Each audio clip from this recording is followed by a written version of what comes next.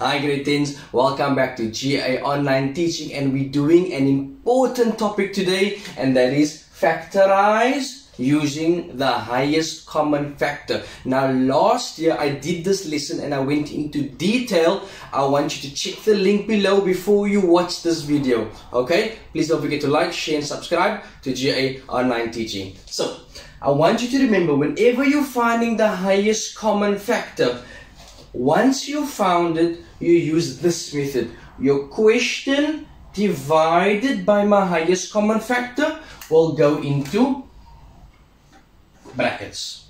Alright? So, first, step number 1. Find your highest common factor that goes into all my terms over here. The C in HCF stands for common. In other words, you have to see it in all three terms, or it has to be divisible by all three terms. So, highest common factor of this 3 is 3a. There's my brackets. Okay? Let's open it. Then, highest common factor divided by my, question divided by my highest common factor. What's my question? This over here. What am I going to do? Divided by my highest common factor, which is 3a. So all I do is, I take this fraction and I divide. Divide this side. 3a squared divided by 3a is a. Then, divide in the middle. Negative divided by a positive is a negative.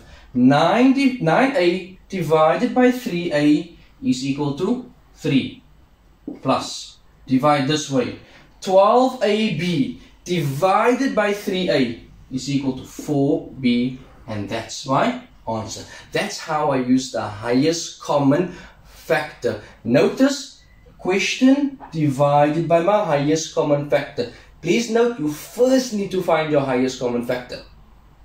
In example number 2, I do exactly the same thing. I find the highest common factor of all the terms that I see. And what is my highest common factor? What do I see twice? The entire bracket. So, the bracket will be a minus b. That will be my highest common factor. Now, because I have the highest common factor, question divided by my highest common factor. In this case, it is the full bracket of a minus b. I hope you can see that. A minus b. So, I first divide this side. Right? So, this whole term divided by my highest common factor. What is left? These two will divide out and then we'll make 1. What do I have left? 2p. Right? I divide this way. What happens? Negative 3 multiplied by a minus b divided by a minus b. What will happen to my brackets? They will cancel each other out. And what do I have left? Negative 3. And that's my answer. Easy? You getting it? Try the next two on yourself and then unpause the video and let's see if our answers match. Okay. So, I have 2p squared multiplied by x minus y minus 3q multiplied by y minus x. Now what do you notice about these two brackets? They're not the same, but they look similar.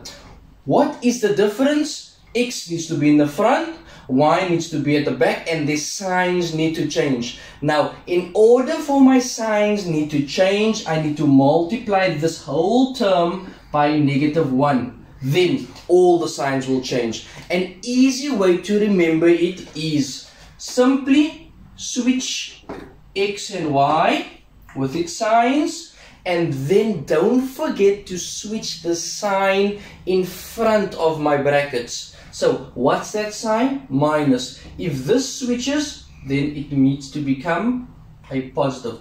Why? Because I'm multiplying by negative 1. Everything else stays the same. So in front I have here 2p squared multiplied by x minus y.